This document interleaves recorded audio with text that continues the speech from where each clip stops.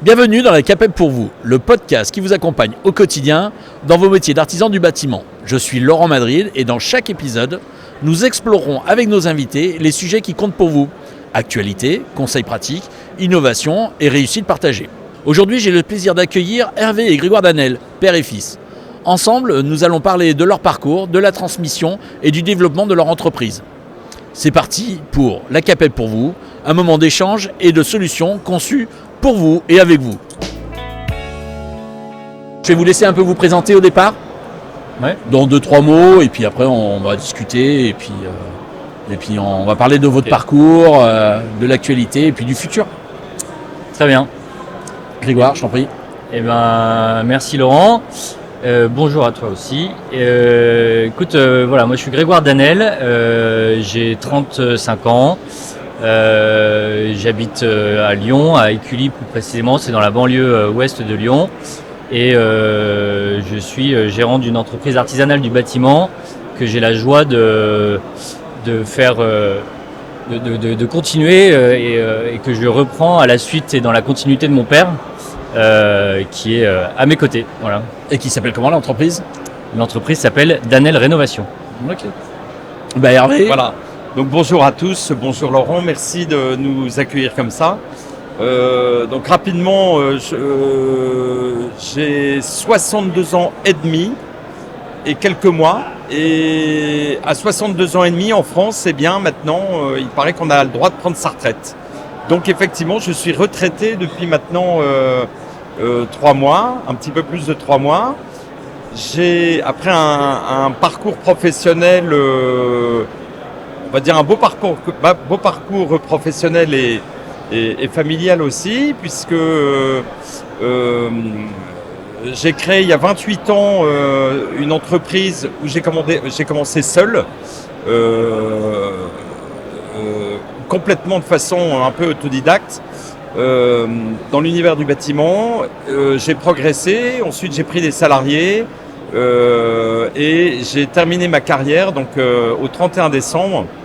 Nous étions 14 dans la société et Grégoire m'a proposé de reprendre l'entreprise de rentrer dans l'entreprise il y a 7 ou 8 ans. Grégoire a un parcours différent puisqu'il a fait une école de commerce auparavant. Et Grégoire m'a proposé de rentrer dans l'entreprise et petit à petit, il s'est rendu compte qu'il pouvait en faire son métier lui aussi. Et il m'a proposé de reprendre une partie de l'entreprise, ce qu'il a fait il y a 5 ans maintenant. Et là, nous sommes en train de finaliser puisque je ne suis plus au rêne de l'entreprise depuis le 1er janvier. Et c'est Grégoire qui gère tout. Et c'est vraiment un énorme plaisir. C'est vraiment une très très belle satisfaction de voir cette continuité de ce que j'ai créé, de savoir qu'un de mes enfants puisse reprendre. En sachant que Grégoire est l'aîné de nos 8 enfants et notamment de nos 7 garçons, et Grégoire c'est l'aîné. Donc c'est encore plus une joie, une belle surprise de cette fin de carrière. Et voilà. Pas une envie de renommer l'entreprise Danel père et fils par exemple ? Alors non. Alors, pour la petite histoire, Laurent, tu demandais le nom de l'entreprise. Donc c'est Danel Rénovation, ça c'est le nom administratif. Et en fait, le nom commercial, mais le nom administratif, je l'ai créé quand je suis passé en SARL en 2011. Je ne voulais pas l'appeler Danel parce que je ne voulais pas que notre nom de famille figure dessus. Et donc on a créé un nom très rapidement, en 24 heures, et le nom c'est Dareno, D-A-R-E-I-N-O, et qui veut dire Danel Rénovation Innovation. Et il se fait que là, donc c'est toujours la SARL Dareno avec le nom de marque Danel Rénovation. Et il se fait que, pour la petite histoire, là, je vais essayer de recréer une autre société qui va faire du conseil, du coaching et de l'accompagnement dans la rénovation tout seul. Donc c'est plus du conseil. Et cette société va s'appeler Darenobis. Voilà, juste pour le petit clin d'œil. Bien. Donc comme quoi, la retraite n'est pas pour tout de suite alors ? Si, ça va être un petit peu différent.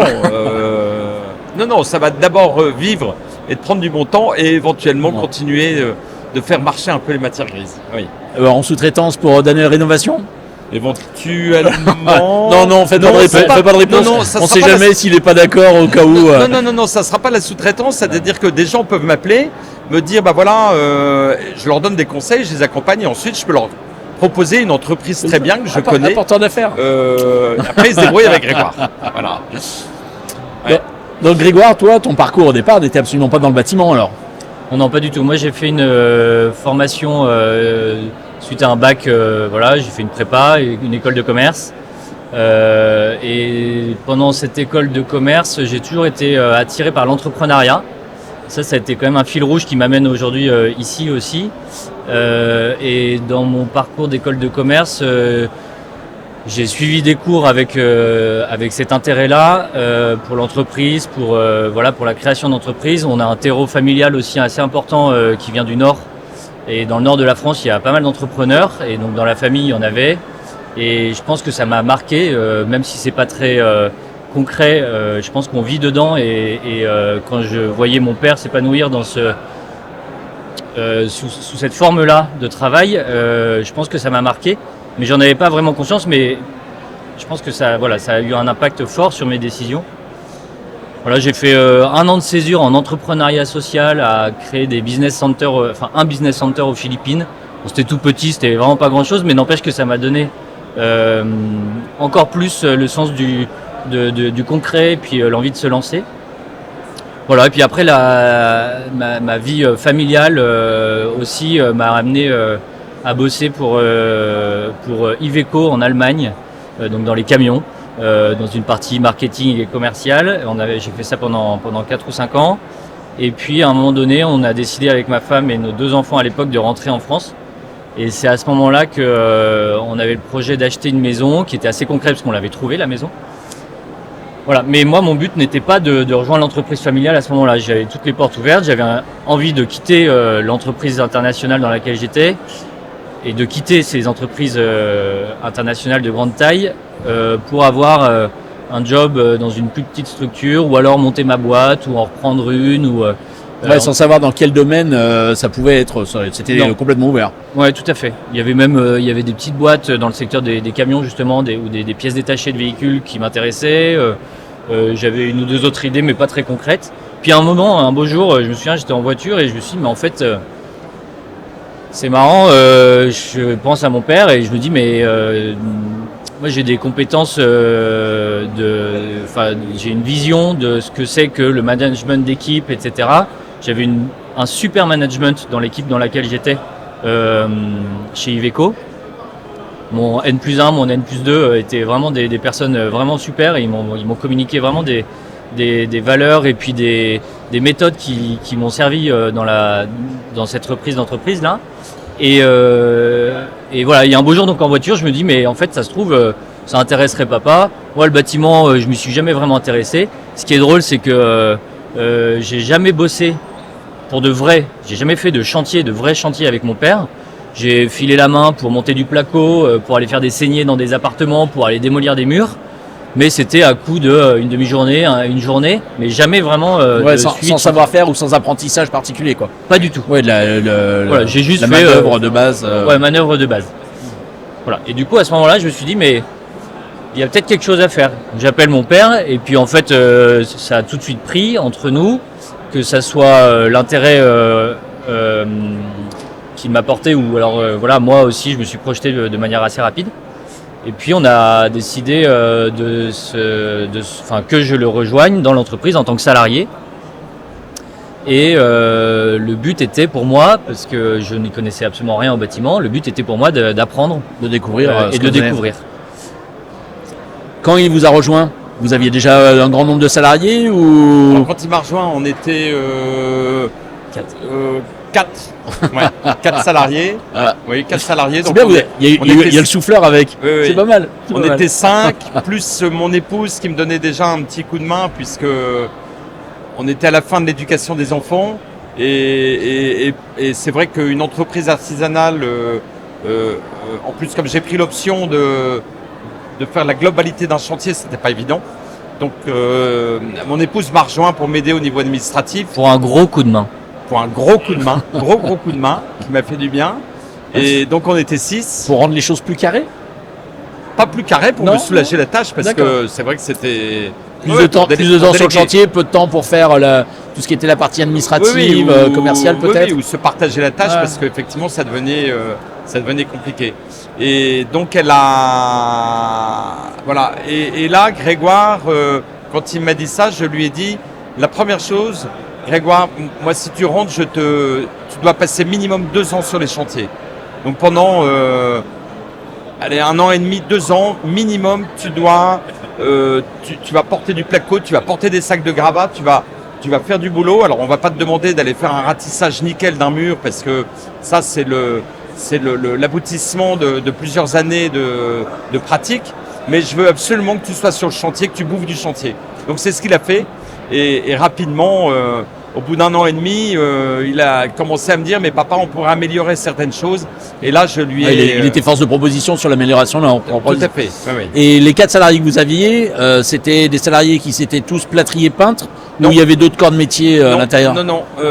En fait, dès le début de l'entreprise que j'ai créée, donc en 98, alors il se fait que ce que je dis à beaucoup... À l'âge de 7 ans, je démontais mes vélos. À l'âge de 14 ans, je démontais mes mobylettes. À l'âge de 18 ans, j'ai démonté mes voitures parce que j'ai toujours aimé démonter. Et quand on a acheté notre maison à 33 ans, j'ai commencé à démonter ma maison. Et ça va, madame ça s'est bien passé avec madame, Ça s'est très bien passé avec madame et les enfants étaient ravis de passer le week-end à casser des murs quand ils avaient 2 ans, 3 ans, 4 ans. Et ça s'est très bien passé. Et et très rapidement, en fait, je me suis rendu compte que ce qui était important pour un client, pour quelqu'un, c'était de le soulager de la réflexion, de la tâche, etc. et de lui faire plutôt une proposition globale. Donc, très rapidement, je suis parti sur une globalité, je me suis formé. Alors, c'est vrai que mon métier de base était plutôt... la décoration, la peinture, un peu de menuiserie, Parce que vous avez passé des diplômes dans le bâtiment? Non, aucun, puisque je me suis inscrit avant 98, enfin avant le 5 avril 98, puisque la loi est tombée le 4 avril 98, et moi je me suis inscrit le 1er avril 98. Donc je suis passé complètement, je crois que je suis un peu bordé j'ai un peu de chance dans la vie. Hein. Et en fait, je me suis débrouillé, je me suis fait sur le terrain complètement. Et donc, j'ai proposé rapidement aux gens.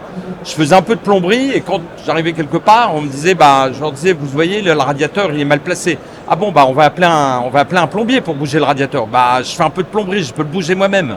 Et j'ai commencé tout petit. Et petit à petit, voilà. Et ensuite, effectivement, après, j'avais un électricien, on avait embauché un électricien, un plaquiste, de la peinture,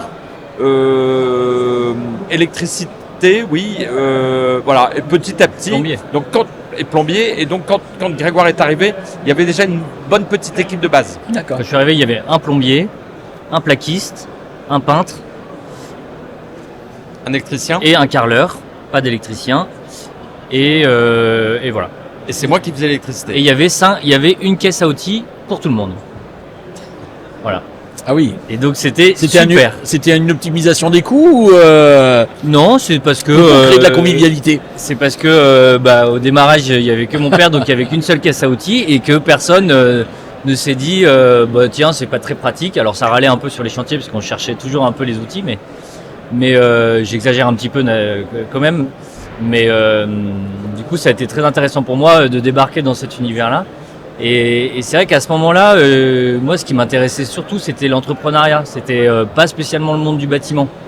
J'en avais une vision, probablement très restreinte du bâtiment, où je voyais pas beaucoup le savoir-faire, etc. Mais c'est parce que je m'étais jamais confronté à cet univers-là. Et en fait, assez rapidement, j'ai réalisé que c'était hyper important de connaître le métier, d'avoir des années de pratique derrière soi, que l'expérience avait une valeur énorme dans la réalisation des chantiers, et que le bon sens aussi était mis à l'honneur dans ces métiers-là.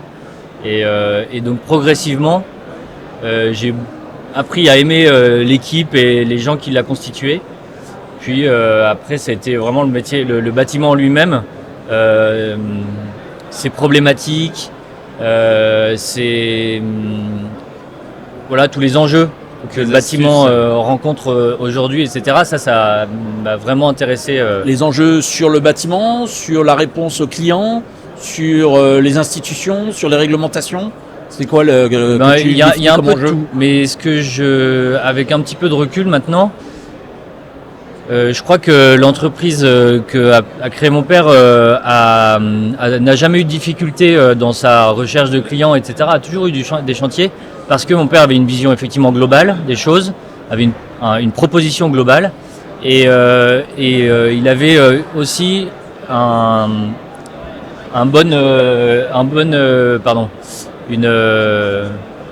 il y a un problème. Non, vas-y, continue.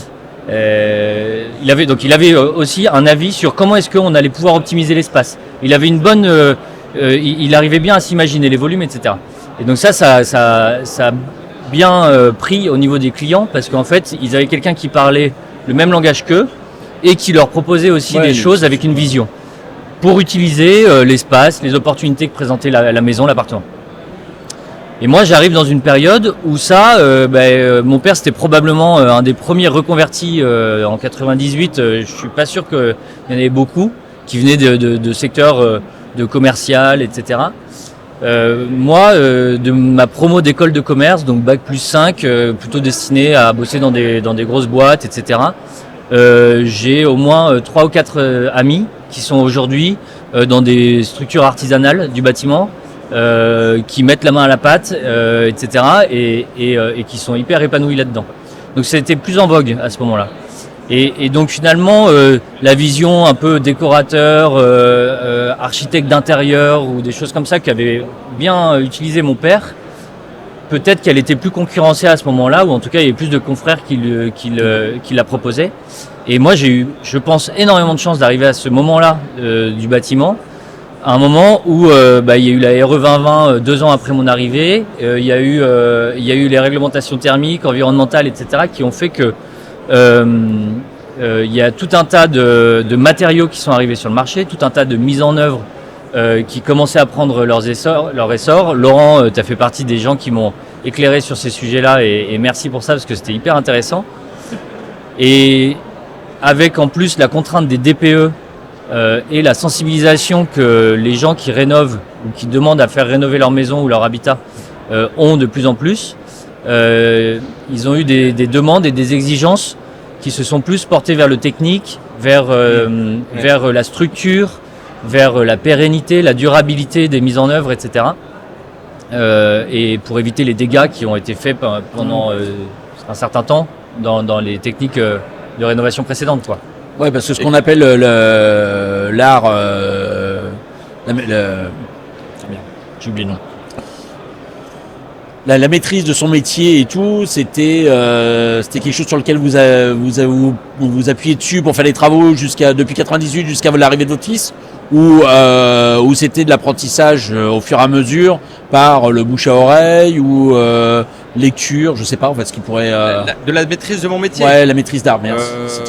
C'était d'abord dans la réalisation. Ouais, la réalisation, c'est les écueils, c'est le côté empirique. Qu'on s'aperçoit que ça marche pas. Voilà, et c'était le côté empirique et à chaque fois que j'avais un problème où je coinçais, où j'y arrivais pas, j'allais toujours chercher la solution à l'extérieur. Donc je fouinais, j'essayais de me renseigner. Alors il se fait que c'est une chance, je crois. Ça peut être compliqué aujourd'hui, mais je suis un autodidacte 100%. Et l'autodidacte, en fait, il est conscient, il ne connaît rien. Donc il y a un petit peu ça, je crois, imprimé dans le cerveau, qui fait que comme on ne connaît rien, on n'a pas d'acquis. Eh bien, on va toujours chercher l'information, on va toujours chercher le renseignement ailleurs. Et je me suis beaucoup aidé de l'extérieur en regardant. À l'époque, il n'y avait pas du tout de vidéos, il n'y avait pas de YouTube, il n'y avait rien de tout ça. Ah, bah ouais, mais vous êtes arrivé trop tôt. Donc, c'était vraiment du bon sens, il fallait aller chercher l'information, il fallait regarder, il fallait être... C'était quoi? C'était des réseaux d'entrepreneurs? C'était des syndicats? C'était chez le fournisseur? Non, oui, chez les fournisseurs, pas les syndicats. chez les fournisseurs et sur le terrain. Ouais. Et quand je bossais de temps en temps avec d'autres entreprises, qui vous donnaient un peu j'essayais d'avoir des informations. Voilà. Et le fait que Grégoire arrive dans l'entreprise avec une vision plus protocolaire, plus procédurière ou plus juridique, ça a généré quoi en vous ou dans l'entreprise ? Alors, rien, parce qu'il est arrivé avec rien du tout, puisqu'il est arrivé en disant, écoute papa, voilà, on va faire un essai, si ça te va, on a dit ok, on va faire un essai, et pas la transition, mais la prise en main de Grégoire s'est faite tout en douceur, de façon très intelligente, où moi j'ai compris qu'il pouvait apporter quelque chose, et que ce qu'il disait, il apportait quelque chose de neuf. C'était du sang neuf, avec une expérience et avec il a fait des études, on lui a payé des études, donc il fallait bien qu'on retrouve l'investissement. Faut que le flux revienne. Je suis d'accord. Donc il y a un moment où on lui a dit, écoute, tu te débrouilles. Et puis comme il était censé en savoir plus que moi, je lui ai fait confiance. J'aime beaucoup l'imparfait. Il était censé. Exactement. Non mais c'est marrant parce que quand tu disais que par nature, entre guillemets, l'autodidacte est quelqu'un qui sait qu'il a tout à apprendre ou qu'il a appris au fur et à mesure et que du coup tu avais un peu cette humilité là de dire j'ai pas appris, donc il faut que j'aille chercher l'information.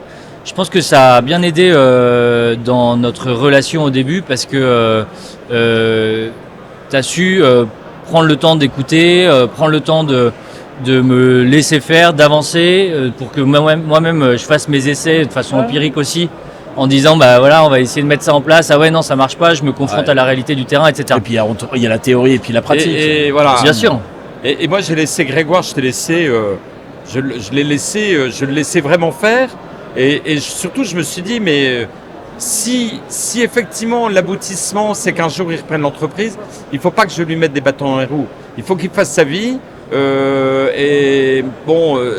Grégoire disait que je suis originaire du Nord, donc dans le Nord il y a beaucoup de grosses boîtes, des entrepreneuriats, il y en a énormément. Et on a connu beaucoup de passations d'entreprises familiales qui sont passées d'une génération à une autre. Et on a aussi entendu pas mal d'histoires où le père il lâche pas, il est toujours là, il a 75 ans, c'est lui qui gère tout, et le fils machin, ils peuvent rien dire, etc.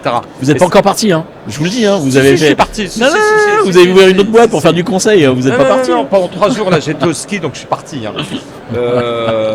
Oui, mais ça n'a rien à voir avec ça. Et en fait, ça m'a toujours marqué. Je me suis dit, j'espère que, je vais essayer de ne pas de faire ces types de boulettes.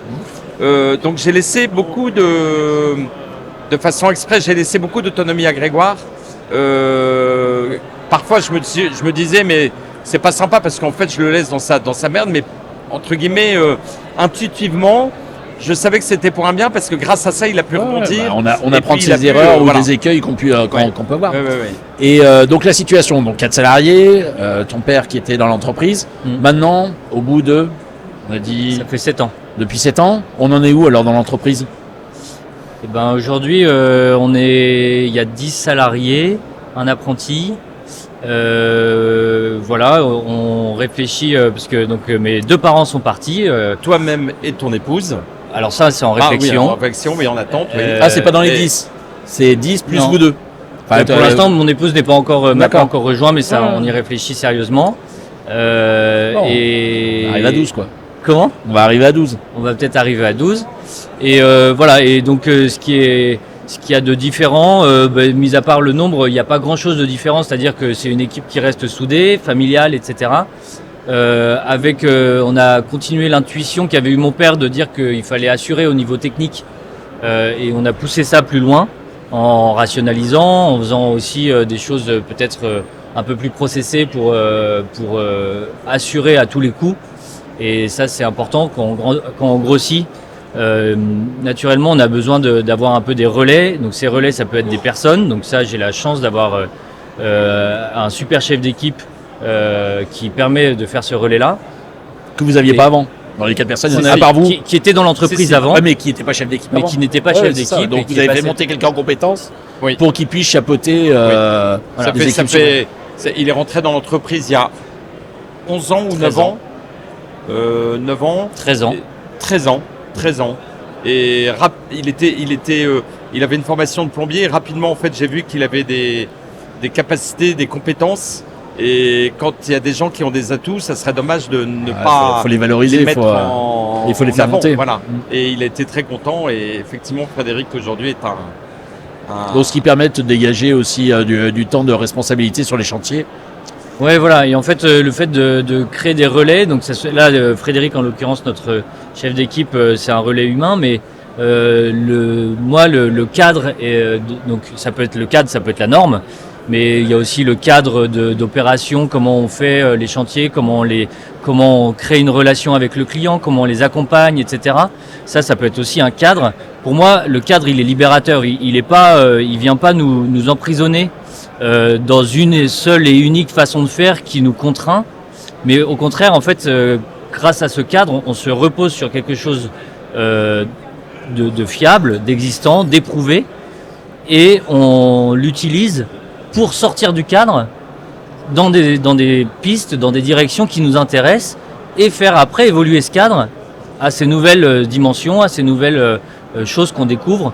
Et ça a été assez intéressant d'aller dans ce sens-là, et ça a surtout permis d'être plus nombreux. Parce que sans cadre, je comprends, enfin, c'est plus difficile à mon sens d'être plus nombreux. Les autres collaborateurs, les équipes ne peuvent pas se reposer sur quelque chose qui a été déterminé. Et c'est pas pour moi une façon de les brider, c'est plutôt une façon d'assurer la base pour permettre justement l'innovation, pour permettre la découverte de nouvelles techniques, pour permettre d'aller chercher des chantiers un peu plus exceptionnels, de proposer des choses, de s'adapter aussi aux évolutions de l'équipe.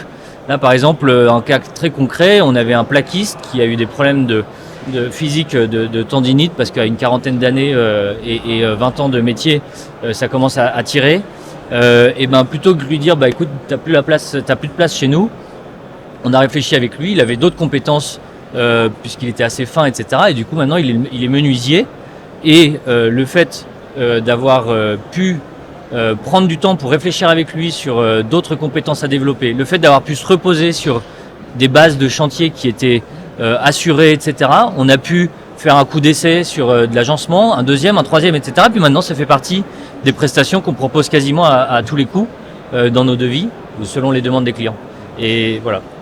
Et moi, ce que je veux rajouter là-dessus, c'est que moi qui suis passé par là, quand Grégoire est arrivé, j'avais 5 salariés ou 4 salariés et en fait, j'y arrivais plus parce que quand on est tout seul, on est obligé de tout faire et on n'a pas du tout de possibilité. Si on n'est pas aidé, si on n'a pas un bon appui, on n'a pas c'est compliqué d'évoluer et de trouver d'autres idées, de prendre du temps, de prendre du recul, etc.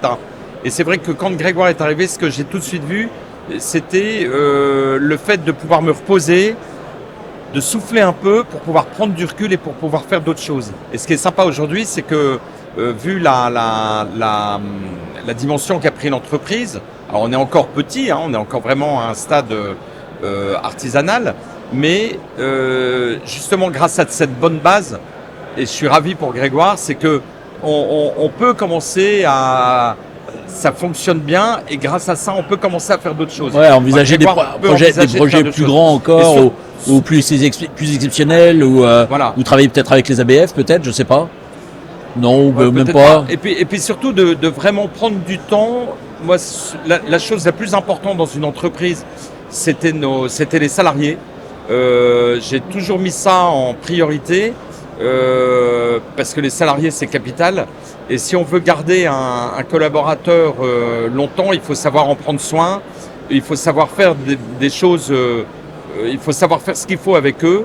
Et pour ça, c'est prendre du temps. Et là, on peut vraiment passer du temps avec eux. Quand il y a un souci, c'est travailler, non pas se dire t'es un crétin, on te vire, pas du tout. C'est bah ok, t'as eu un écueil, il y a eu un échec ou il y a eu une... Pourquoi ? Qu'est-ce qui s'est passé ? Et là, on prend du temps avec lui pour pouvoir faire progresser la personne. Et la personne reste et ça n'est que meilleur. Alors, on a la chance d'avoir un turnover très faible puisque On doit avoir la moyenne de nos salariés ça doit être 6 ou 7 ans. Donc on a quasiment pas de turnover. Et du fait que vous ayez plusieurs métiers qui sont représentés par des gens qui ont les compétences dans chaque métier, on sait que chaque métier a un rythme de vie différent sur les chantiers. C'est-à-dire qu'un plaquiste va durer pratiquement tout le long du chantier, un électricien va être de la façon sporadique. Comment vous arrivez à occuper vos gars en permanence, vu que tout le monde est sur des tempos différents? C'est une très grande alchimie, mais je crois que je vais laisser répondre à Grégoire, puisque maintenant il est bien aux manettes de ça. Oui, c'est très intéressant ta question. Ben ça, c'est une réelle question, et je me demande encore très régulièrement comment est-ce que ça fonctionne. Pourquoi est-ce que on n'est jamais à se dire mais là vraiment on n'a pas de boulot pour toi? Et c'est vraiment très surprenant, mais ça n'arrive pas trop. Je pense qu'il y a des conditions à ça. La première, c'est que il faut qu'il y ait un intérêt de base pour l'entreprise, et ça je pense que c'est un esprit d'équipe, etc., qui pousse l'un vers l'autre et qui est une entente qui fait qu'on a à cœur de s'entraider, etc. Qui a une appétence aussi à la découverte d'autres métiers que le sien, pas spécialement pour les pratiquer. Alors ça arrive parfois, il y en a certains dans l'équipe qui disent moi j'aimerais bien acquérir plus de compétences en électricité pour demain gérer moi-même la partie électrique d'un chantier, etc. Bon, ça arrive, mais de base il y a une certaine ouverture que les salariés ont, et nous, lorsqu'on cherche un nouveau collaborateur, on est attentif à ça, on est attentif au fait que les salariés soient pas fermés sur leur seul métier, parce que dans ce cas-là, il y a plein d'entreprises spécialisées dans des métiers, ils seraient beaucoup plus épanouis. Ah, parce qu'ils en feraient plus et de façon plus poussée à faire un monométier. Ils iraient beaucoup plus loin dans la technique particulière de ce métier-là. Nous, je pense pas qu'on survole notre métier, mais par contre, on en a qu'une petite partie à chaque fois. En plâtrerie peinture, on n'a qu'une petite partie. En plomberie, on n'a qu'une petite partie. Nous, on fait de la rénovation pour des particuliers, donc c'est des maisons, des appartements, voire qu'une salle de bain chez quelqu'un. Et donc la réponse à ta question de savoir si c'est calculé, si on prévoit le fait que oui, c'est bon, tout le monde va toujours être occupé. Non, c'est pas calculé. C'est un petit peu au petit bonheur la chance, et ça c'est un constat. Ça n'est pas hyper problématique. C'est pas très problématique. En fait, tu as des gens spécifiques, mais qui sont pas fermés sur leur intérêt, mais sont plutôt polyvalents, vont donner un coup de main à Pierre, Paul ou Jacques de l'entreprise, parce que y a besoin. Et encore, je trouve que depuis quelques années, là, on arrive maintenant nettement mieux à se dire, ok, on va commencer à rentrer en finition. Par exemple, les peintres vont débarquer. On va rentrer en finition, mais on est en train d'attaquer un nouveau chantier. Ouais, donc ils vont se mettre en préparer sur l'autre. Donc, ça y est, on commence à se dire, ok, le plaquiste ou le maçon peut intervenir pendant que le peintre est en train de finir le chantier. Et comme on a maintenant on a plutôt 5 ou 7 chantiers en même temps. Combien vous avez de chantiers en même temps? Entre 5 et 7, ouais. Ah ouais, quand même. Mais tout dépend de la... Oui, la grosseur, c'est une moyenne, mais oui, ça fait quand même quelques chantiers. Ouais. On a régulièrement pour 10 personnes, c'est pas mal. On a régulièrement des petits chantiers de dépannage. On a en permanence 1 ou 2 chantiers de salle de bain, voire un petit peu plus. Ouais, en fait, c'est la variété du type de chantier que tu as, très important, qui permet à ce que tu puisses combler le planning pour tout le monde de façon plus facile. Et donc en fait une salle de bain, nous maintenant, c'est connu dans le bâtiment, une salle de bain c'est une personne à la fois, on ne peut pas être dans 5 ou même 10 mètres carrés si la salle de bain est grande, à plusieurs, ou en tout cas on essaye de ne pas le faire parce que c'est rapidement difficile de travailler, et du coup ça s'enchaîne. Ça dépend des gabarits, Oui, c'est vrai que ça dépend des gabarits. Ça s'enchaîne, il y a une personne pendant 3 semaines d'affilée, mais cette personne-là, au début, c'est un jour d'électricien, un jour de plombier, puis après il y a le plaquiste, puis après il y a le carreleur, etc. Et du coup, le fait d'avoir des gros chantiers qui durent 4 à 5 mois, des petits chantiers qui durent 3 semaines, des interventions de dépannage, des chantiers longs qui ne sont pas au même stade d'avancée, etc. On arrive à jongler et on ne crée pas de temps mort sur nos chantiers. On est présent en continu, mais avec un roulement selon selon les avancées et les besoins des chantiers. Quand tu disais que tu es arrivé dans l'entreprise, donc tu as fait tes 2 ans en tant que salarié pour découvrir le métier.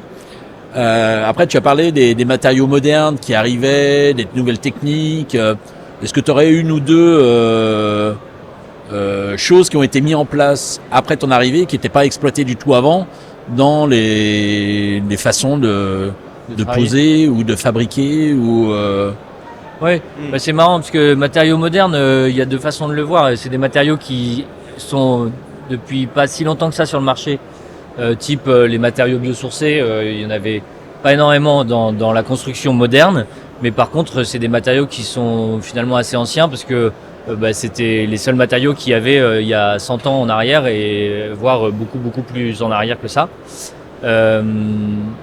Donc c'est des matériaux finalement qui ont fait leur preuve par le passé, qu'on avait un petit peu oublié au profit de matériaux plus industriels et issus de la chimie ou etc. Enfin d'autres industries comme ça.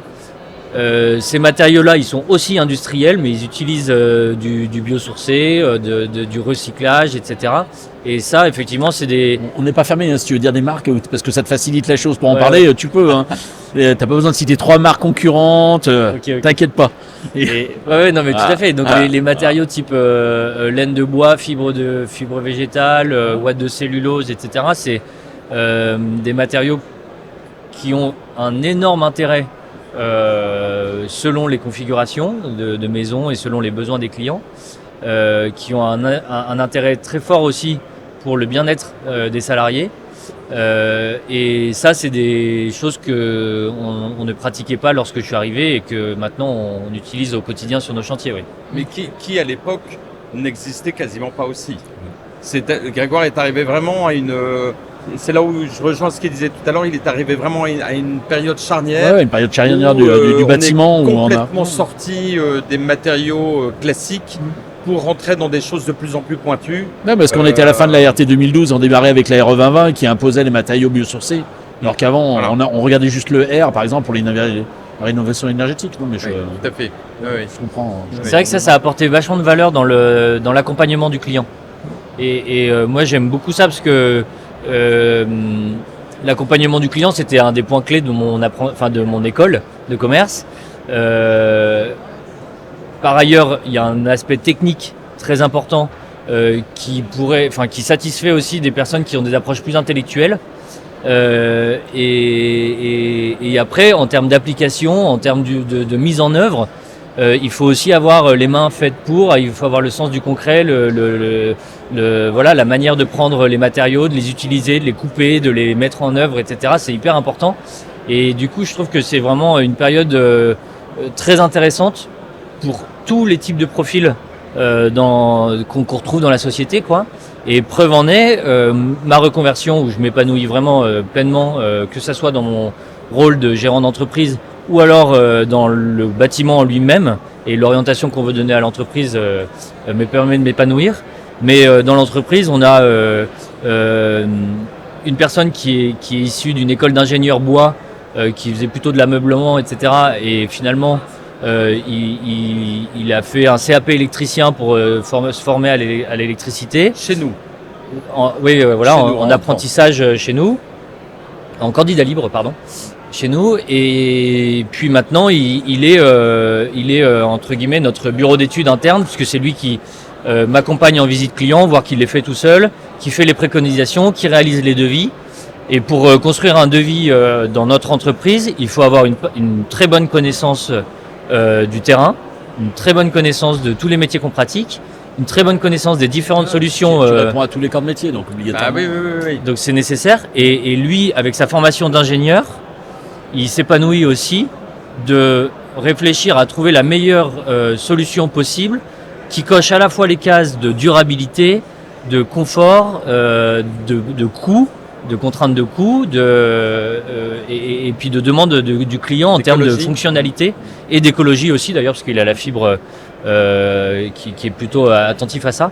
Voilà, on a aussi un autre salarié qui est issu aussi du monde du commerce, mais plutôt de la partie financière, parce il faisait de l'audit financier, et qui, pareil, a fait un CAP électricien en candidat libre au moment de son arrivée dans l'entreprise, et qui s'épanouit aussi vachement dans l'entreprise, parce que ça lui donne du grain à moudre intellectuellement. Il monte les dossiers financiers pour les prêts auprès des banques et il fait les clients. Et il fait des comptes de résultats détaillés de certaines de ses interventions chez les clients. Oh, le débours. Vas-y. Voilà. D'ailleurs, on va en parler de tout ce qui est débours et côté plus entrepreneuriat patronal. La vision que vous aviez de votre entreprise, qui était en autodidacte, faire fonctionner la boîte comme ça venait en apprentissage de façon, comme on a dit tout à l'heure, empirique. Ouais. Quand il est arrivé avec toutes ses connaissances de commerce, de gestion de l'entrepreneuriat et tout, est-ce que ça n'a pas été un choc entre ces deux mondes sur le côté très, très carré, ou à venir avec des logiciels peut-être plus poussés pour... Alors, non, parce que... effectivement, j'ai pas fait d'études, j'ai pas fait un gramme d'études, mais on vient quand même d'une famille qui était plutôt d'un bon niveau. Mon père était analyste financier, donc j'ai toujours entendu parler des comptes de résultats, de bilan, d'entreprise, de gestion d'entreprise, etc. Donc c'est quand même un peu dans notre ADN. Et quand Grégoire est arrivé, il avait la maîtrise par exemple des tableaux Excel, où beaucoup Excel, et très rapidement il nous a sorti des tableaux, et j'ai tout de suite vu qu'en fait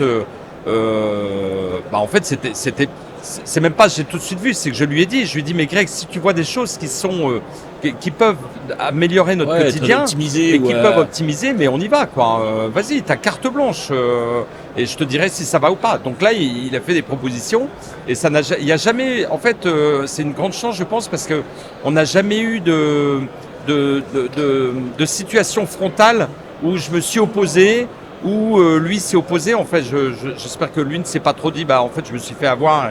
Je ne dirai pas tout ce qu'on a vu, ce qu'on s'est dit avant. Promis, je n'en parlerai pas. Et ça s'est fait, toujours en... moi, j'analysais la situation, lui aussi, et après, on essayait d'avancer. On a toujours avancé. Je ne sais pas ce que tu en penses. Je dirais que des situations frontales, je pense que nous, on s'en rend pas compte, mais je pense que pour bien des gens et pour certains de nos salariés, ils diraient spontanément qu'on s'est bien engueulé. Oui, ça c'est normal. Mais ce qu'on retient, c'est que ça n'a jamais duré. C'est-à-dire qu'on s'engueulait bien fort en utilisant tous les mots du vocabulaire courant pour mettre les choses au clair, pour se donner nos points de vue. On n'hésitait pas à hausser le ton, etc. Mais finalement, c'était assez sain, parce qu'au moins, ça faisait sortir les choses, ça faisait dire ce qu'on avait sur le cœur, et nos points de vue. Et puis, une fois qu'on s'était expliqué sur un point, on n'avait aucune difficulté à aborder l'autre point sans ressenti, sans arrière-pensée, et pour avancer, quoi. En fait, on n'a pas eu de jeu de rapport de force. Et ça, je pense que c'était important dans notre démarche à tous les deux. Moi, j'étais pas là pour prouver quoi que ce soit. Je me suis même j'en ai même fait part à mon père régulièrement, en lui disant, écoute-moi, si dans 6 mois ça c'est pas changé, c'est pas un drame, mais moi j'estime que du coup ma plus-value dans ce secteur-là ou dans ton entreprise, elle n'est pas énorme, et que du coup c'est pas grave, je continuerai ailleurs. Et du coup j'avais souvent cette entre guillemets psychologiquement ce matelas, en me disant de garder ta liberté. Au pire j'irai voir ailleurs, et puis c'est pas un drame. Une philosophie stoïque. Voilà. Oui. Et du coup, ne pas avoir de préjugés, ne pas avoir alors j'avais des envies, parce que j'avais quand même une vision des choses, et puis des volontés de faire bouger le truc. Mais par contre, j'avais pas vraiment de vision arrêtée des choses. Il faut que ça soit comme ci, il faut que ça soit comme ça. Et puis surtout, j'avais rien à prouver à mon père, et lui non plus. Et j'attendais de lui de la bienveillance, etc. Mais en tant que père, et pas du tout en tant que patron qui me dit fais ci, fais ça, augmente le chiffre d'affaires dans telle mesure, fais de la marge ou je sais pas quoi. Un outil ou une entreprise ou une structure humaine qui convenait, et puis ça a été dans le même sens, finalement. Oui, tout à fait. En parlant juridiquement, administrativement, la passation entre un père et un fils de la structure, c'était quelque chose d'aisé, compliqué, avec quelques écueils, ou c'est pas encore terminé ? Moi, je dirais que c'est terminé parce que tout est bien clean, il reste plus qu'à signer. Et ça devrait avoir lieu dans les prochaines semaines, prochains mois. En sachant que Grégoire avait repris, puisqu'on était en pleine progression de chiffre d'affaires, qu'on embauchait plus parce qu'on voyait que ça marchait bien, donc qu'on avait de la demande, et on s'est dit à un moment, mais c'est dommage de refuser cette demande, on l'a, donc on l'accepte et on va trouver des solutions. C'est ce que j'ai toujours fait, donc on a avancé, et étant donné qu'on augmentait le chiffre, donc valorisation de l'entreprise, donc Grégoire, il y a 4 ans, m'a fait une proposition, m'a dit écoute papa, l'entreprise elle vaut tant, aujourd'hui elle vaut 10, en fait dans 5 ans elle vaudra peut-être 50, donc si je peux te racheter tout de 20, c'est déjà pas mal. Ou 20, si je peux te racheter tout de suite une petite partie, ça m'irait bien, comme ça je la payerai pas au chiffre, d'autant plus que c'était quand même un peu le fruit de son travail.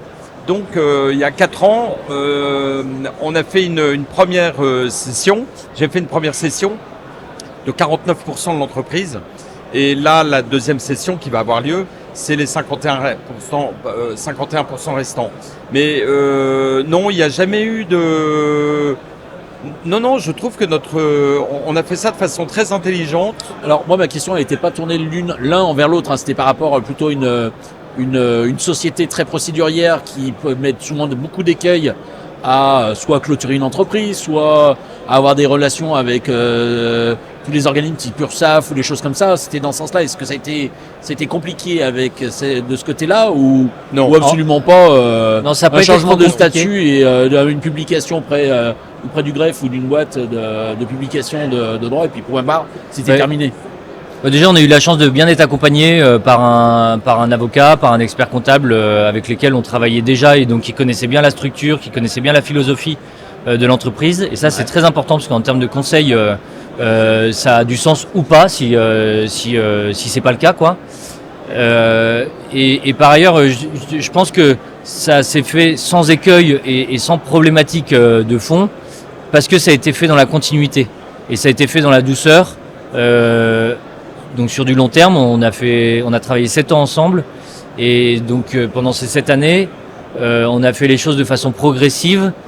C'est pas simple de tout dénouer du jour au lendemain, mais finalement cette transition, à partir du premier jour où on en a commencé à en parler, c'est-à-dire 2 ans après mon arrivée, jusqu'à aujourd'hui, il y a eu 5 ans qui se sont écoulés, et en 5 ans, on a le temps de digérer, de réfléchir, d'ajuster, de changer de point de vue, de s'adapter au point de vue des autres, etc. Il y a que l'avocat et l'expert comptable qui auraient voulu que ça se passe peut-être plus vite, parce que moins d'aller-retour, de navette entre les différents documents.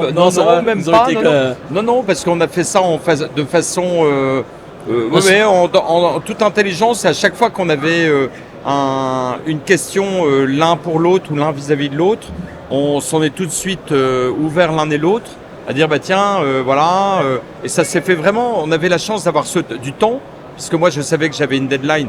D'ailleurs Grégoire m'avait, je sais plus, je devais avoir 58, 59, et un jour il me dit mais papa, tu t'aimerais bien, tu veux t'arrêter vers quel âge?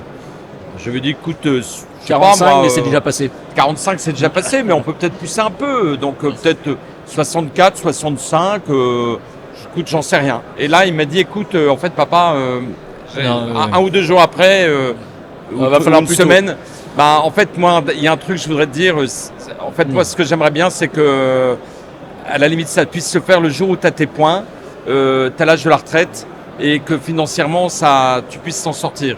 Alors, sur ce 3e point, je me suis jamais posé de questions, parce que je me suis dit de toute manière, il faut bien faire ce qu'on a à faire chaque jour, et ça viendra, voilà. Donc, par contre, les points, oui, je sais que je les ai à 62, et la retraite, oui, je sais que je l'ai avec la réforme des retraites, c'est 62,5. Et donc un jour, j'ai dit ok, Greg, on va faire ça à 62,5. Et la passation, donc ça s'est passé en douceur. Et ça s'est passé en douceur et on a fait ça de façon toujours très intelligente. En fait, tout ce que vous avez fait jusqu'à présent depuis qu'il est arrivé dans l'entreprise, ça a toujours été comme ça, c'est de prendre du temps. Pour c'est pas déconnant.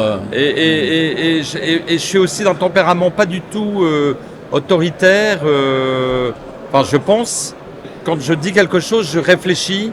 Quand on me fait part d'un truc qui va pas, je l'entends. Ensuite, je réfléchis, j'essaye de m'adapter et de me dire non, il a raison ou non, il a tort, niet. Et je donne les arguments pourquoi. Et s'il a raison, je change d'avis.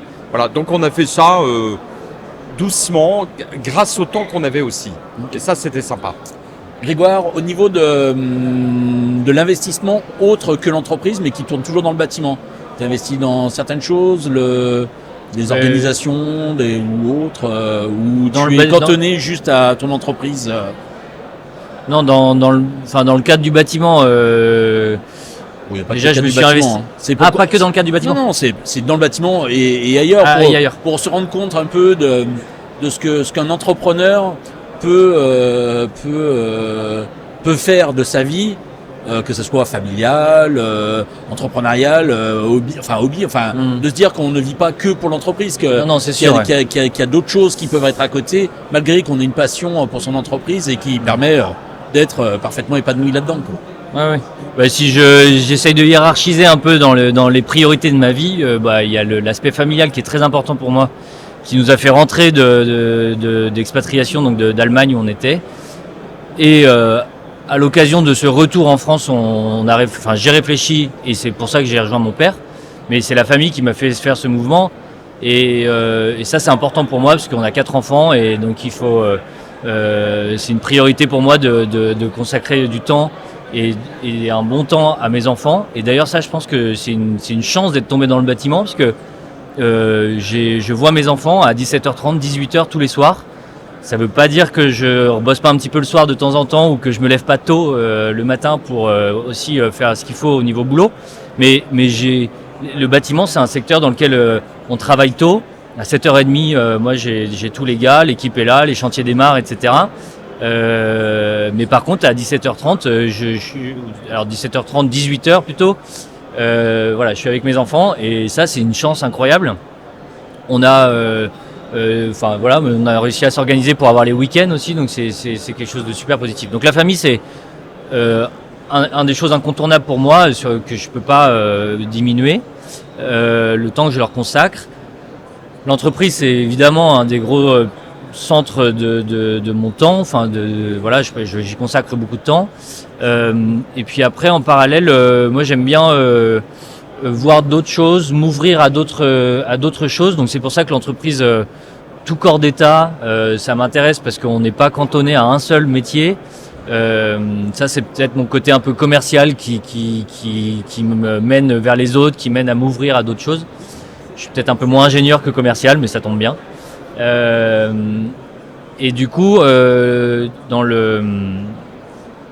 la vie civile, en gros, je suis investi donc à la CAPEB pour l'artisanat. Donc, j'ai un poste d'administrateur dans l'Union des peintres et plâtriers, pour lequel j'aimerais passer plus de temps, mais j'essaye d'apporter ce que je peux. J'ai aussi une autre petite entreprise avec des amis. On a créé un jeu de société qui s'appelle Mimetix et qu'on commercialise dans toute la France, dans les boutiques spécialisées, chez des distributeurs plus importants comme la Fnac, chez De Citre, au Furet du Nord, etc. C'est un jeu de mime des expressions françaises. Et ce qui nous botte dans ce jeu de société, c'est qu'on découvre la richesse de la langue française, on la fait découvrir à tous ceux qui y jouent. On rigole beaucoup, ce qui est très important dans la vie. Et puis personnellement et au niveau entrepreneurial, c'est passionnant d'avoir ce projet en parallèle qui permet de découvrir un autre monde, qui permet de découvrir le monde de la distribution, le monde de la fabrication, le monde des éditeurs, du monde Internet aussi, Amazon, comment ça marche, les influenceurs, faire une campagne d'influence, qu'est-ce que ça rapporte, combien ça coûte, etc. On en entend parler autour de nous, mais là, l'expérimenter, c'est passionnant. Et donc ça, c'est on appelle un projet, un side project, comme on dit en anglais, qui apporte un peu de piment et de piquant dans la vie. Et c'est une super aventure aussi entrepreneuriale. Et un jeu de société prévu pour faire découvrir le bâtiment? Non, pas encore? Ah, ça pourrait être une extension de Mimetix. C'est une très bonne idée. Ouais, il y a plein d'expressions qui sont ramenées au secteur du bâtiment. J'en ai peut-être pas là en tête, mais c'est évident qu'on peut trouver un tas d'expressions. On a recensé, au moment de la création du jeu, on a recensé plus de 2000 expressions françaises. Donc il y a des expressions qui sont un peu teintées de régionalisme, avec qui sont plus utilisées dans le nord, dans le sud, etc. selon les régions, les pays, etc. Il y a beaucoup d'expressions aussi qui sont liées à des dialectes. Il y a plein d'expressions qui sont utilisées à certains endroits, pas à d'autres. C'est très riche la langue française à ce niveau-là. Et puis c'est très drôle aussi parce que le but d'une expression, c'est de mimer au sens figuré. Enfin, le but du jeu, c'est de mimer au sens figuré. Et justement, l'expression utilise un sens figuratif pour signifier quelque chose. Donc on rigole beaucoup. Tu peux nous donner un exemple d'une expression? Eh bien oui, je sais pas, mettre les pieds sous la table, avoir deux mains gauches. Pour le bâtiment, j'essaie de trouver je vais y réfléchir, je vais vous en donner d'autres. On fera une deuxième émission là-dessus. Voilà. Juste avant, tu parlais du numérique, et moi j'avais je pense qu'à mon avis ça doit être en tout cas moi la dernière question qui m'est en tête. L'intelligence artificielle.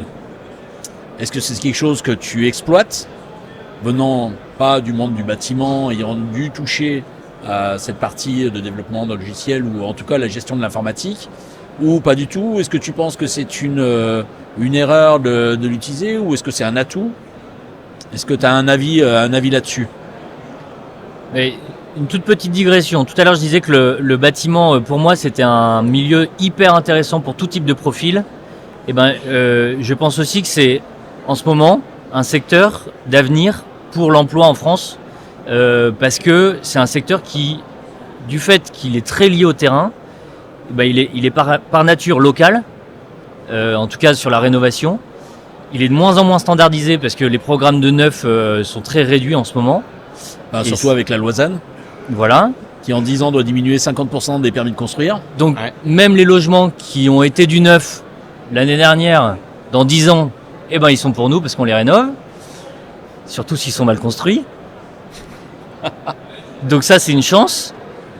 Donc finalement, et de la rénovation par nature, ça n'est pas standard. Et ça n'est pas standardisable, entre guillemets, si le mot existe. Et du coup, c'est une véritable chance pour moi et pour la France et pour en France aujourd'hui, on a construit beaucoup.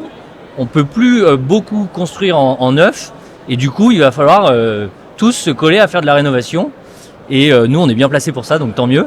Mais c'est un secteur qui, par nature, est préservé en partie de l'intelligence artificielle par opposition à d'autres secteurs d'autres secteurs de métier et d'autres entreprises.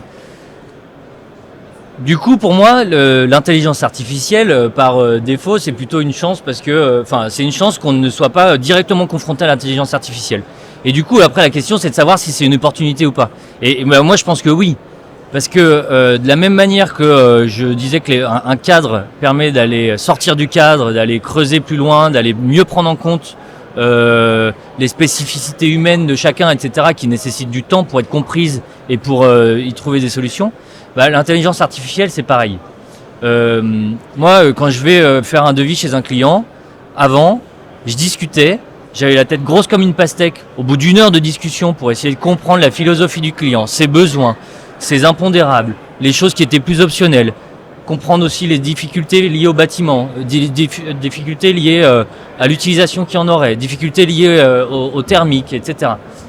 Voilà, et au bout d'une heure, pour un appart de ne serait-ce que de 50 mètres carrés, il fallait s'arrêter, parce que le rendez-vous devait s'arrêter. Et puis, à ce moment-là, il fallait prendre toutes les données nécessaires à réaliser le devis pour pour chiffrer, quoi, parce qu'à un moment donné il faut bien chiffrer des mètres carrés, du concret, des matériaux, etc. Aujourd'hui, je ne prends plus mon mètre, je ne prends plus mon télémètre. J'ai d'autres outils que je n'utilisais pas avant parce que j'avais pas le temps. J'ai d'autres outils dans ma sacoche qui me permettent de voir d'autres choses et de prendre du temps pour mieux analyser. Je vous donne 2-3 exemples. J'ai une caméra qui est au bout d'un fil de 1,50 m là, que je peux rentrer sous les baignoires, dans les tuyaux, dans les faux plafonds, etc. J'ai un capteur d'humidité, j'ai un laser pour voir si le sol est plan ou pas. Dans le cadre d'une rénovation de cuisine, c'est hyper important parce que si l'évier, il y a de l'eau qui stagne du mauvais côté, c'est dramatique, quoi. Donc il faut nécessairement remettre le sol à niveau. Donc c'est mieux de le savoir avant qu'en cours de chantier. J'ai tout un tas d'outils. J'ai un testeur de terre, par exemple, savoir s'il y a la terre aux prises, parce que c'est pas parce qu'il y a une fiche pour la terre sur une prise qu'il y a spécialement derrière un fil qui est raccordé. Donc ça, c'est intéressant de le savoir aussi avant, au moment du devis, etc. Et donc je prends plus de temps pour ça et beaucoup moins de temps pour métrer et mesurer, parce qu'en fait, je me balade avec un iPad là et ça prend au scanner, en fait, grâce à la technologie LIDAR, donc de nuages de points. Ça prend tous les volumes, les hauteurs sous plafond, ça me restitue même une vision 3D des choses réalistes, et du coup je me repromène dans l'appartement au moment de faire le devis et j'ai les mètres carrés, etc. Donc ça, c'est pas directement de l'intelligence artificielle, mais c'est du traitement de données, c'est de l'évolution technologique qui nous permet de gagner un temps dingue. Tu peux le coupler avec une IA dédiée au calcul de volume et de superficie, et qui va te sortir une liste non exhaustive de tout ce que tu as à faire ou de tous tes métriques. C'est intéressant qu'on en discute parce que nous, on a eu un travail énorme. Depuis un an, on a remis en place, on a changé de logiciel de devis facturation, et on a vécu une période un peu difficile en 2023 parce qu'avec les années Covid, on a pris au minimum 25% d'augmentation sur le coût des matériaux, tout matériaux confondus. On n'a pas ajusté ces prix. D'accord ? On n'a pas ajusté nos prix de revente, on n'a pas ajusté nos prix d'achat dans notre base de données. Mais le problème, c'est qu'on ne pouvait pas, parce que notre base de données n'était pas construite de manière à ce qu'on puisse réintégrer une base de données d'un fournisseur, d'un distributeur, et en 3 clics, ou même en 1 heure, ou même en 1 journée, on ne pouvait pas actualiser notre base de données. T'avais pas un informaticien dans ta boîte ? Non, Laurent, je n'ai pas ton parcours.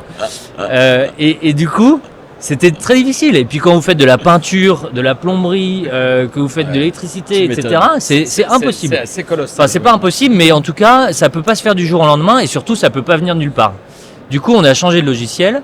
Le but a été de se dire, écoute, les 25% de coûts d'augmentation qui nous ont coûté 100 000 euros, en gros, parce que nous, on faisait 400 000 euros d'achat à l'époque, ça nous a coûté 100 000 euros. D'accord ? Donc, à un moment donné, on a fait un bilan catastrophique.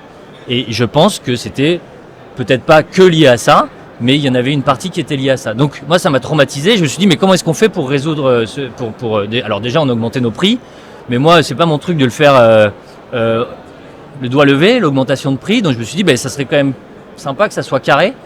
Du coup, on a changé de logiciel. On a construit une base de données sur des numéros d'articles, etc. Et maintenant, on est capable, en 1 heure, d'actualiser, d'intégrer des bases de données fournisseurs. Et nous, notre base de données, on ne l'utilise pas du tout à 100%. On doit en utiliser 15%, le nombre d'articles. Mais on a plus de 100 000 références dans notre base dans notre logiciel qui sert à faire les devis. Donc demain, s'il y a une nouvelle crise, où tous les ans, il y a des ajustements de prix, on est capable de le faire en 1 heure de temps. Donc ça, c'est hyper intéressant. De se tenir au fait de la technologie, parce que en fait c'est vital. Et deuxième chose que je voulais dire à ce propos, et ça pour le coup c'est vraiment lié à l'intelligence artificielle, on expérimente depuis 3 jours un nouveau logiciel, une nouvelle application qui nous permet de faire ces scans d'appartements grâce à la technologie LIDAR dans les Apple, parce que c'est que dans les iPhone Pro et les iPad Pro, cette technologie là en tout cas, et ça nous permet de créer un plan de l'existant, d'accord, Donc on se balade dans un appartement, ça nous sort les dimensions, les hauteurs sous plafond, les murs, etc. On vient l'enrichir avec la position des interrupteurs, les liaisons, les plafonniers, la position de la VMC, la constitution des cloisons, la nature des sols, les différents agencements, etc. On fait une version du plan projet, d'accord ? Et grâce à l'initial, au plan initial et à cette version projet, l'application nous sort un devis. Et la promesse du fournisseur du logiciel, là, c'est de dire que ce devis qui est détaillé, et c'est pas du tout déconnant ce qui est marqué dedans, ce devis détaillé, on peut les contacter et l'adapter pour que ça prenne en compte non plus leur base de données un peu standard, mais la nôtre, d'accord ? Avec nos prix, nos références, nos descriptions. Donc, je ne sais pas de quoi sera fait l'avenir, mais tout me porte à croire que ça serait fort dommage d'une part et assez imprudent d'autre part de ne pas le prendre en compte aujourd'hui. Tu peux utiliser ton temps à amener autre chose et de plus que de perdre du temps à faire du calculumétré avec ton... Bien sûr, évidemment. Alors c'est un peu... ça nécessite des adaptations, des changements. Les gens qui avaient pour métier de prendre des métrés, malheureusement, ça c'est à mon avis terminé. Mais par contre, ça laisse effectivement beaucoup plus de temps pour creuser d'autres choses. Passer du temps avec ton client. Et passer du temps à l'écouter. Et amener un outil plus parfait de ce que tu voudrais avec lui. Et donc pour moi, c'est vraiment passionnant ça. Alors ça rejoint, je rebondis sur ce que dit Grégoire. C'est vrai que quand j'ai créé l'entreprise, ça ne m'intéressait pas très rapidement, ça ne m'intéressait pas de faire un métier unique. C'est pour ça que je me suis tout de suite lancé dans la diversification, parce qu'intellectuellement, c'est beaucoup plus intéressant de réfléchir à une rénovation complète et d'avoir la subtilité de penser à tout, parce que c'est ça qui est intéressant. Pour toi. Enfin, oui, pour moi. C'était pour moi, effectivement, c'était ça qui était intéressant. C'est pour ça que je me suis rapidement porté et lancé sur la réno générale. Et dans le nom, j'en viens donc au début, parce que tu nous as demandé comment s'appelle l'entreprise. Donc j'ai dit Dareno. Pour l'innovation. Danel Rénovation, Innovation. Pour l'innovation. Et dans notre métier, on a vraiment cette notion d'innovation qui est hyper importante. Et là où je suis content, c'est que non seulement on l'a fait au niveau terrain, au niveau des matériaux, au niveau d'innover en disant cette maison elle est comme ça, ou votre salon il est là, mais on va innover, on va faire un autre truc, on peut faire ci, on peut faire ça, on va trouver d'autres solutions. Ça c'est passionnant. Et là où c'est très sympa, c'est que Grégoire innove aussi complètement. Il a une continuité dans un domaine différent, mais dans ce domaine qui est la préparation des devis en amont au niveau de l'organisation de l'entreprise, où il a parce que notre métier, quand on peint un mur, on est toujours avec un rouleau et il faut le peindre. Mais par contre, toute la préparation d'un devis ou l'approche en amont de la construction d'une proposition pour un client, Grégoire le fait très bien dans cette innovation avec des outils qui sont c'est qu'il a bien été éduqué et bien formé alors. Voilà, il a été très bien formé. Oui. Très bien éduqué. On dirait merci maman. Hein. Ouais, voilà, c'est ça. Est-ce que vous voulez aborder un autre point avant qu'on termine ou parce que après si je vous fais trop parler, vous allez avoir soif. Si vous allez avoir soif, il va falloir aller faire la fête. Enfin, ça va être une horreur. C'est sans fin. Tu veux? Bon, tu réfléchis, moi j'ai quelque chose à dire. J'ai été très heureux pendant ces 28 ans de métier, voilà, j'ai fait un métier qui était passionnant. Je vais essayer de le continuer un petit peu de façon tout à fait différente et plus pour garder ouais, en fait, pour me faire plaisir, parce que c'est super sympa de se faire plaisir comme ça. Oh, c'est clair. Mais j'ai vraiment beaucoup aimé tout mon parcours professionnel. Ce que j'ai beaucoup aimé aussi, c'était d'aider des gens à progresser, à les tirer vers le haut, à leur donner des chances. Ce qui était passionnant, c'était de voir ces gens qui qui ont réussi à prendre et se dire tiens, c'est pas con, allez, on y va, tiens, il y a un truc qui est intéressant, et qui ont fait un parcours avec nous. Notamment, je pense à un garçon qu'on avait eu, que j'avais embauché, et la première question, j'avais dit, mais bon voilà, vous allez faire ce métier-là toute votre vie, ou vous pensez que vous allez faire... Ouais, non, mais dans 5 ans, moi dans 5 ans, je vais être à mon compte. Bon, très bien. Il m'avait l'air d'être sympa, il voulait bosser, il avait été enthousiaste, et puis quand au bout de 3 jours, il m'a rappelé 2 fois, je me suis dit celui-là, il en veut, allez, je l'embauche. Donc je l'ai pris, c'était une de mes premières embauches. Et ce garçon, il est quand même resté 14 ans, je crois. Et au bout de 14 ans, il a dit maintenant, j'ai un peu de retard, j'avais dit 5 ans, donc maintenant j'y vais, au bout de 14 ans. Aujourd'hui, il a créé sa boîte. Il n'a pas demandé un remboursement pour le retard, non, ça va? Non. C'est indemnité. Indemnité de retard. Non. Et en fait, il s'est lancé.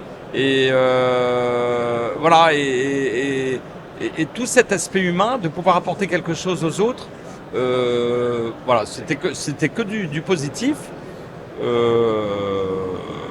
Ouais, et ce qui est très important, en fait, c'est surtout de faire un métier qu'on aime, être bien dans son boulot. Où on ne se lève pas avec rancœur et remords. Et moi, j'ai toujours fait en sorte de poser la question aux gars en disant, mais attends, tous tes trucs, tes embrouilles, mais est-ce que tu es heureux dans cette société? Est-ce que tu es content de venir bosser? Et si tu n'es pas heureux, qu'est-ce qu'il te faut faire? Et toujours sur le ton de la plaisanterie, parce que j'ai plutôt un management assez... je sais pas comment dire, mais... Bienveillant. Pardon? Bienveillant.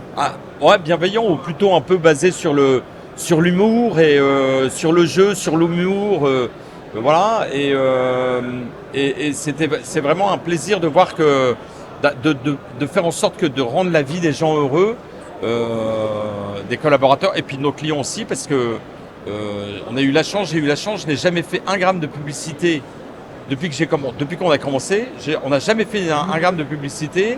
Et ça tombe un peu tout seul du ciel. Et nos gars. Parce que vous avez un grand réseau aussi. Oui. Le bouche à oreille, un grand réseau, ça facilite les choses. Et les collaborateurs, on a toujours eu. Si vous étiez mauvais, ils ne vous feraient pas appel à vous au bout d'un moment, mais c'est que tout va bien ensemble. Et on a fait en sorte que ça tourne bien. Et les collaborateurs, donc ça forme quelque chose d'uni. Et voilà, c'est. Allez, à toi de surenchérir. Non, je surenchéris pas. On va le faire exprès, mais c'est dans la continuité. Encore une fois. Moi aussi, je suis marqué par l'humain qu'on vit au quotidien dans l'entreprise et dans le bâtiment en général. C'est quand même marquant ce secteur où il est aussi important ce facteur humain. Et ce facteur humain, il n'est pas que psychologique, il n'est pas que relationnel, il est aussi physique. Et je trouve que ça apporte une dimension encore différente des choses. Et à ce niveau-là, moi, il y a un truc sur lequel vraiment, ça serait un souhait fort de travailler et d'arriver à trouver des solutions et d'innover. C'est comment est-ce que je fais pour garder des collaborateurs au-delà de 40, 45 ans, sans qu'ils ne soient plus adaptés au métier dans lequel ils ont acquis toute l'expérience, toute la pratique et toute la beauté du geste de l'artisan. Et comment est-ce qu'on fait pour ces gens-là? Tu travailles déjà dessus. Tu l'as déjà fait avec ton salarié. Oui, avec mon salarié plaquiste qui est devenu menuisier. On a parlé ensemble de tout ce qui était exosquelette, mais tu vas les trouver, tes solutions. Oui, et mais tu vas arriver à les mettre en place. Mais je serais très curieux d'aller plus loin dans cette réflexion-là, avec justement aussi, on allait en chercher des expériences d'autres entreprises. Il y en a qui sont en avance, il y en a qui ont aussi des façons de voir les choses différentes, et ça me tient vraiment à cœur de pas lâcher mes salariés qui ont 40, 45 ans, qui ont des problèmes les uns après les autres. On a eu très sérieusement, ça fait 2 ans qu'on avait au moins une personne en arrêt en continu, et ça touche, ça a touché pendant 2 ans 4 personnes différentes dans l'entreprise, des problèmes lourds avec des opérations, etc., liés à la pratique et à l'usure du métier. Et c'est vraiment dommage parce que c'est des gens qui ont une expérience hyper forte, qui ont une approche des problématiques, etc. Et une vision des choses très pratiques qui est riche. Il va falloir que tu aies 50 salariés et des conducteurs de chantier. Alors voilà, ça peut se trouver par le management, ça peut se trouver formation, une école de formation. Dans les formations. Et en fait, tu es condamné à être une société internationale ou nationale. Venir Danel International. À la limite, non, sûrement pas international, mais grossir, moi, je me pose pas vraiment la question, mais c'est parce que c'est pas un sujet. Tant qu'on arrive à préserver l'ADN de l'entreprise et la convivialité et le sens familial de l'équipe, c'est pas gagné en grossissant, je le sais parce que j'en entends parler autour de moi, mais à cette condition-là, moi je suis d'accord pour grandir. Bon messieurs, en tout cas, merci d'être venus. C'était Laurent. Très enrichissant, très sympathique. Merci beaucoup Laurent. Bon salon Pi Positive et puis passez une bonne journée. Ouais, merci. Et voilà, cet épisode est terminé. S'il vous a plu, abonnez-vous à notre podcast, La Capette pour vous, pour ne pas louper le prochain. On se retrouve dans un mois et d'ici là, portez-vous bien.